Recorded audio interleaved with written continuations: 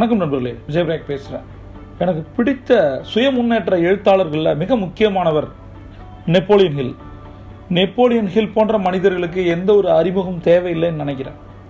அவர் சொன்ன 3 விஷயங்களை நான் கடைபிடிக்க ஆரம்பித்ததன் மூலம் என் வாழ்க்கை மாறிட்டு இருக்கு. உங்களுக்கும் மாறணும் அப்படின்னா இந்த 3 ஸ்ட்ராட்டஜியை எந்த காரணமும் சொல்லாமல் பண்ணி பாருங்கள், உங்கள் லைஃப் மாறும். முதல் பிரின்சிபல் என்னென்னா, நமக்கு தெரியணும் நம்ம என்ன பண்ண போகிறோம், நமக்கு என்ன வேணும் நமக்கு தெரியணும். நம்ம என்ன வேணும் நம்ம முடிவு பண்ணுறோமோ அதை 100% நம்பணும். நம்ப ஆரம்பிக்கும் போதே 50% நம்ம ஜெயிக்க ஆரம்பிச்சிடும். இந்த யூனிவர்ஸ் என்ன பண்ணுன்னா, நாம் ஒன்று செய்ய ஆரம்பிக்கிறோம், நம்ப ஆரம்பிக்கிறோம் அப்படின்னா அதற்கான பாசிட்டிவ் சைன்ஸை கிரியேட் பண்ணும். அதை புரிஞ்சு நாம் என்ன நம்புகிறோமோ, என்ன நடத்தணுமோ, நமக்கு என்ன வேணுமோ அதை நோக்கி நம்ம பயணம் பண்ணணும். 2வது விஷயம், அழகாக சொல்லுவார், மாஸ்டர் த நெகட்டிவ் ஹேபிட்ஸ் அப்படின்னு. பழக்க வழக்கங்கள் இருக்குது. நம்மளுடைய எத்தனை பழக்க வழக்கங்கள் நல்லது, எத்தனை பழக்க வழக்கங்கள் கெட்டது, எத்தனை பழக்க வழக்கங்கள் நமக்கு நல்லது, மற்றவங்களுக்கு கெட்டது, இதை கொஞ்சம் யோசிக்கணும் நான் கேட்குறேன். ஒரு நோட் எடுங்க, டைரி எடுங்க, எழுதுங்க. நான் எப்பயுமே சொல்லியிருக்கேன், என்னுடைய வீடியோக்களை கேட்கும்போது ஒரு டைரியோ நோட்டோ இல்லாமல் கேட்காதீங்க. இது என்டர்டைன்மெண்ட் வீடியோ இல்லை, சரியா? அப்போ நோட் எடுத்து முதல்ல கேளுங்க. கேட்கும்போது மைண்டில் ஏதாவது ஒன்று தோணும். 2வது கேளுங்க, புதுசாக அர்த்தம் வரும். 3வது அது நோட்ஸ் எடுங்க. நோட்ஸ் எடுத்ததை தூங்குறதுக்கு முன்னாடியோ அல்லது அதிகாலையிலையோ எடுத்து பாருங்கள். இன்றைக்கி இந்த வீடியோவை கேட்குறதுக்கும் நாளைக்கு கேட்குறதுக்கும் வித்தியாசம் இருக்குது. இப்போ ஏதாவது நீங்கள் நோட்ஸ் எடுத்தீங்கன்னு வச்சுங்களேன், நாளைக்கு அந்த நோட்ஸ் எடுத்து பார்த்தீங்கன்னா அது உங்களுக்கு புதுசாக சொல்லும். இப்போ உங்களுடைய பாசிட்டிவான ஹேபிட்ஸ் 3 எழுதிட்டீங்களா? Positive habits 1, positive habits 2, positive habit 3. Negative habits என்ன இருக்குது? Negative habits 1, negative habits 2, negative habits 3. இந்த 3ஐயும் எழுதிங்க. 3 எழுதிங்க. இந்த 6 விஷயத்தால் யாராவது பாதிக்கப்படுறாங்களான்னு பாருங்கள். நீங்கள் ஒரு புதுசாக ஒரு டிசிஷனுக்கு வாங்க. ஸ்ட்ராட்டஜின்றது என்ன? இந்த விஷயத்தை நான் சொல்லிட்டேன், இதை எத்தனை பேர் கேட்பாங்க, எத்தனை பேர் எழுதுவாங்க, எத்தனை பேர் செய்வாங்க? நான் திரும்ப சொல்கிறேன், R&D ரொம்ப முக்கியம். ரிசர்ச் அண்ட் டெவலப்மெண்ட் அதை விட முக்கியம் லேர்னிங் அண்ட் டெவலப்மெண்ட். இப்போ நான் ஒரு விஷயம் சொல்கிறேன், அதை ஆராய்ச்சி பண்ணுங்கள். ரிசல்ட் என்ன நீங்கள் யோசிங்க. உங்களுடைய பழக்க வழக்கம் முன்னாடி இருக்க மனிதனை கஷ்டப்படுத்துதா, காயப்படுத்துதா, ஏதாவது ஒரு விதத்தில் யோசித்து அந்த பழக்கத்தை கைவிட்டுருங்க. 3வது, இதுதான் அவர் சொல்கிறார், மாஸ்டர் த நெகட்டிவ் ஹேபிட்ஸ். சரியா? அது ஏன் அப்படின்னா, ஒரு நெகட்டிவ் ஹேபிட்ஸ் தான் சக்ஸஸ்க்கு உங்களுக்கு நடுவில் இருக்குது அப்படின்றது. அந்த நெகட்டிவ் ஹேபிட்ஸ், அந்த நெகட்டிவ் பழக்க வழக்கங்களை நீங்கள் தூக்கி எறிஞ்சிட்டிங்கன்னா சக்ஸஸ்ட்டை உங்களுக்கு போய் இந்த பிரபஞ்சம் கொண்டு போய் சேர்த்துரும். அப்போ உங்களுக்கும் வெற்றிக்கும் தடையாக இருக்கிறது இந்த நெகட்டிவ் ஹேபிட்ஸ் தான். அதை தூக்கி எறிங்க. அடுத்தது, கடைசியாக ஒன்று, என்னென்ன பாசிட்டிவ் ஹேபிட்ஸ் நீ இப்போ எழுதிருக்கீங்களோ அதை அதிகப்படுத்துங்க. வெற்றி பெறத்துக்கு ஒரே விஷயம் அதுதான். உங்களுடைய பாசிட்டிவான பழக்க வழக்கங்கள் மட்டும்தான் உங்களை ஜெயிக்க வைக்கும். பழக்க வழக்கங்கள் ஜெயிக்க வைக்கும்னா எதை ஜெயிக்க வைக்கும்? எது வேணா இருக்கலாம், நம்முடைய கோல் எது வேணா இருக்கலாம். இப்போ நான் சொல்லும் போதே நீங்கள் 2வது ஒன்று எழுதுங்க. உங்களுடைய இலக்கு என்ன?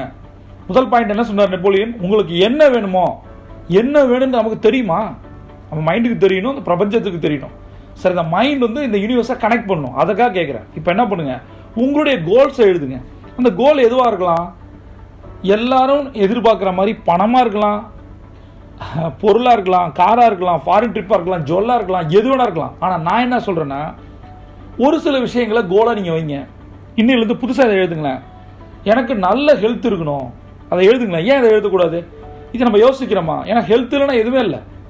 ஹெல்த்தே இல்லாமல் ஒரு ஃபெராரி வாங்கி எப்படி ட்ரைவ் பண்ண முடியும்? ரைட்? அப்போ எனக்கு நல்ல ஆரோக்கியமான உடல்நிலை வேணும், எனக்கு வேணும், என் குடும்பத்தினருக்கு வேணும்.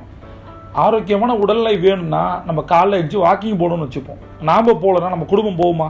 நம்ம குடும்பத்தை போக சொல்கிறதுக்கு நமக்கு என்ன ரைட்ஸ் இருக்குது? அப்போ நாம் எழுந்து போகணும். அப்போ தான் நம்ம ஹெல்த் நல்லாயிருக்கும். ஏன்னா இந்த குடும்பம் என்பது நம்மளை சார்ந்து இருக்குது. நமக்கு ஏதாவது ஒரு ஹெல்த் இஷ்யூஸ் வருதுன்னா யார் பாதிக்கப்படுவாங்க? யார் மெடிக்கல் பில் கட்டுவாங்க? எங்கே காசு இருக்குது? அதை புரிஞ்சு ஹெல்த்தை முதல் விஷயமா எழுதுங்க. 2வது, பீஸ் ஆஃப் மைண்ட். இது ரொம்ப முக்கியம்னு சொல்கிறார் நெப்போலியன். ஏன்னா பீஸ் ஆஃப் மைண்ட் இல்லைனா எந்த ஒரு விஷயமும் நீங்கள் பண்ணவே முடியாது. பண்ணாலும் ஜெயிக்க முடியாது, ஜெயிச்சாலும் அதை என்ஜாய் பண்ண முடியாது.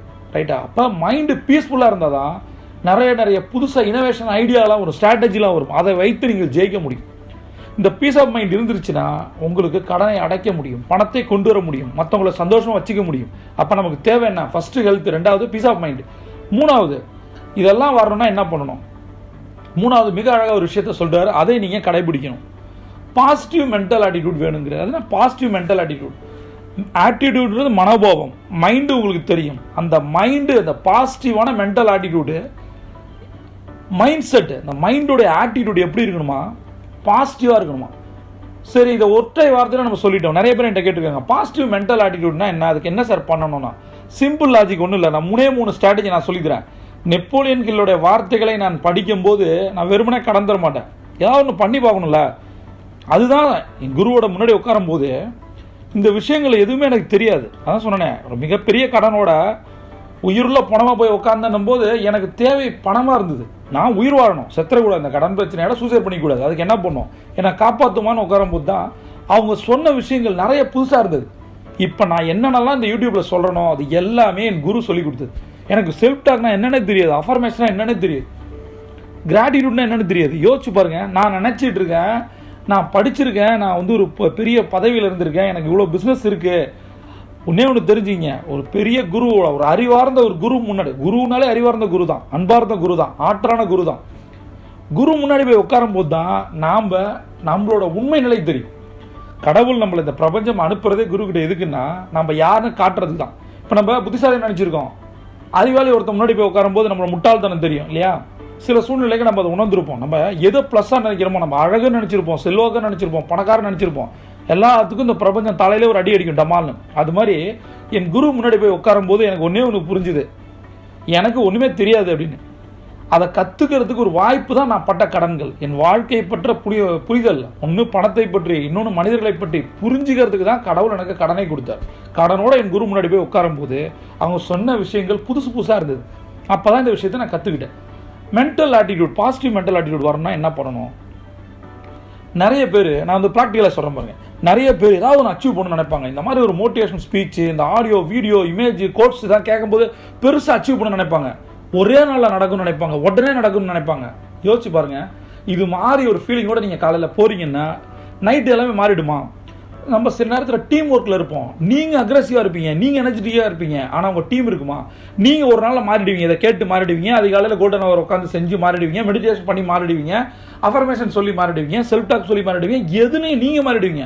உங்கள் ஃபேமிலியும் உங்களுடைய டீமும் மாறுமா? மாறதுல மாற வைக்கணும். அப்போ என்ன பண்ணணும்? ஒரே நாள் ஸ்டிப்லெட் டைம் கொடுக்கணும்.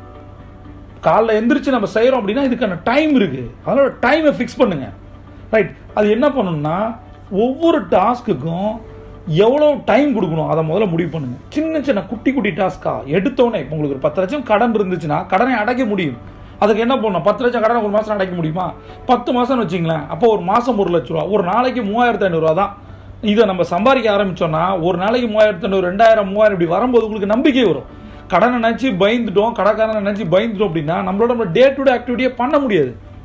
அதுக்கு தான் சொல்கிறேன், ஒரு டாஸ்க்காக பிரிங்க. 3500 ரூபா தான் எனக்கு வேணும், அதை 1000 ரூபா கணக்காரனுக்கு கொடுப்பேன். எத்தனை லட்சமாக இருந்தாலும் பரவாயில்ல, முதல்ல நாம் உயிரோடு இருக்கணும், நாம் ஏதாவது பிஸ்னஸோ வேலையோ பண்ணணும், அந்த கடன் அடைப்பதற்கான விஷயத்தை செய்யணும், பணம் வரணும், நம்ம ஃபேமிலியை பார்க்கணும், பர்சனல் கமிட்மெண்ட் இருக்குது, அதை தாண்டி கடன்காரர் இருக்காங்க. அப்போ நம்ம சம்பாதிக்கல ஒரு 30% கடன்காரனுக்கு கொடுக்கணும். அப்போ அதற்கான டைம் எடுக்கணும். டாஸ்க்கை ஸ்மாலாக பிரிச்சாச்சு, குட்டியாக பிரிச்சாச்சு. இப்போ என்ன பண்ணணும்? எஃபெக்டிவான சில விஷயத்தை நம்ம பண்ணணும். ரைட்டா? நாம் போயிட்டு இருக்க வழி நம்ம பார்த்து வந்து சரியானது, அது பாசிட்டிவாக தான் போகுது அப்படின்னு நம்ம நம்பணும். எல்லாமே உடனே மேஜிக் ஆகிடுது. இப்போ வெயிட்டை குறைக்கணும்னு நினைக்கிறீங்கன்னு வச்சுங்களேன், ஒரு நாள் வெயிட்டை குறைச்சிட முடியுமா?